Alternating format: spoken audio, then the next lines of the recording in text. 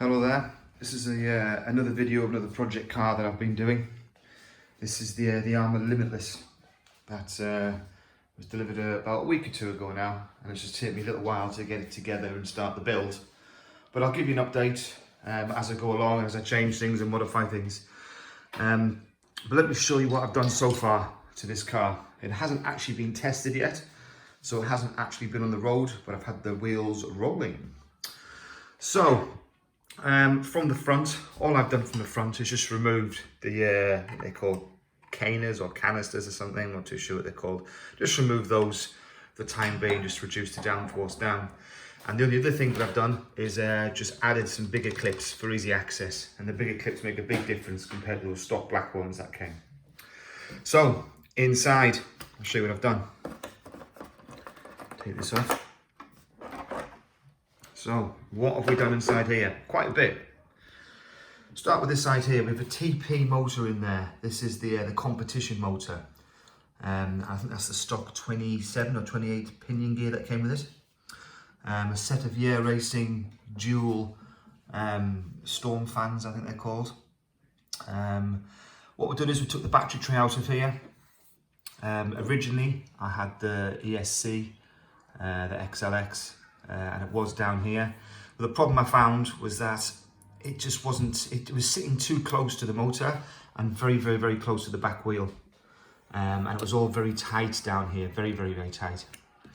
I've also put back in here, this little bracket here, which you have to cut down from the battery tray. So you cut that down and you screw it back on, and then you're able to put this drive shaft cover back on as well. Otherwise, without this bit of plastic here, this drive shaft cover comes off and it's just a bit exposed. Moving down, I did actually have a spare servo from my Typhon that I put in. This is actually an Arrma Typhon servo, which is exactly the same 15 kilogram servo. That just slotted straight in with no issues at all. The XLX wired straight onto the TP motor, and from there I've got a Poseidon 5 cap pack as well. Had this lying around. I'd probably end up going with a kill mode one on some stage. They're quite expensive, especially to import to the UK.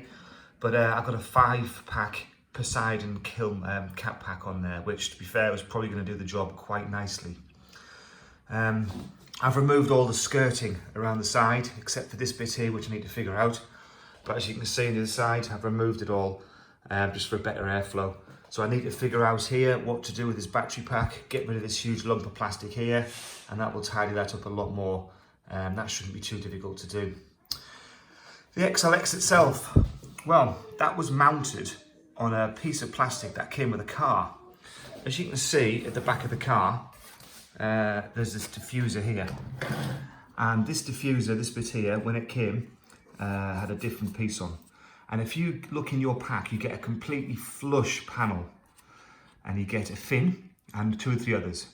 If you get the completely flush panel, that would make, or that does make, a bracket, which is here. And that bracket just screws on top of the central spool, and then you screw the XLX into that central bracket, into that panel. And it fits on absolutely perfectly, as you can see.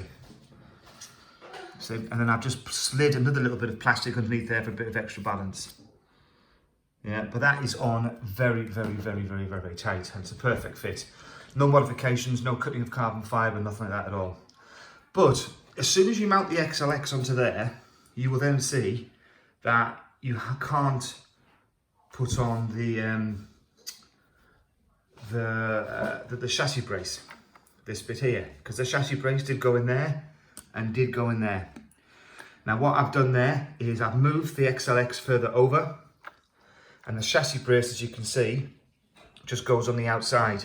But the trick is to get it completely straight in alignment, because if you don't and it bends, that could cause you a right headache when you're driving the car and put the whole chassis out. So all I did was put the original screw back in and a little spacer, and this chassis brace fits on absolutely perfect and makes the car rigid. It's as good as it was, if not better, than when it came from stock. It's in a better position. I'd like to think my centre of gravity is fairly central at the moment, weight-wise, weight distribution, with the battery pack, the XLX, the motor, and all the wiring inside here. And I think that's all I've done so far. My radio gear that I've got, I bought this brand new Arrma CR4T Ultimate controller. Got this from a local hobby store, and this now comes with full telemetry. So I don't know if you can see here, but the car has, well, I'll show you. Again, I need to adjust these here, but there's some little probes that I've just got plugged into the battery to give me voltage. If I come around this side here, I have a heat sensor underneath the motor here, underneath the bottom here that plugs into the receiver. This little bit device here, that picks up the rotations of the pinion gear. That gives me RPM. So this controller will give me RPM, speed, LiPo voltage, Beck voltage, ambient temperature. What else does it give me? It gives me all the telemetry I need, if not more. Probably too much, to be fair. But it came with the actual controller. I think it was about 120, 130 pounds, something like that. I also bought it's called SVC, which is Arrma's equivalent of AVC for Spectrum, or traction control for the Traxxas systems. But it's called SVC. And again, with SVC, it works exactly the same as any other one. But with this particular device, when you buy it, you have to log on and download an SVC app onto the homepage of this handset, and it gives you SVC, which is very, very, very useful. It comes with a nice little stencil. I'll get the stencil out. Comes with a lovely stencil, as you can see. It's got ABS on it. It's got all these settings, and then SVC, which is an app you have to download. That SVC app then gives you full control over the vehicle's, I suppose, traction control side of things. So you can adjust it till your heart's content. So that's my build at the moment. The only thing I think I need to do is to test it. I want to sort out this motor, this battery tray here. So any suggestions on getting rid of that, please let me know, because then all I want to do is strap the LiPo on.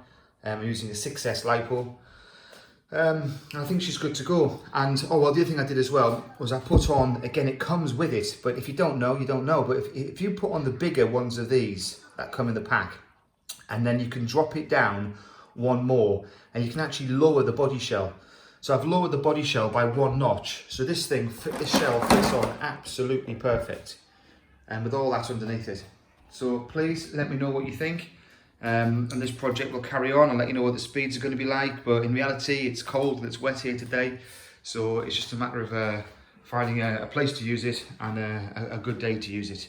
But please, yeah, give me a thumbs up and a like, and I'll post some more.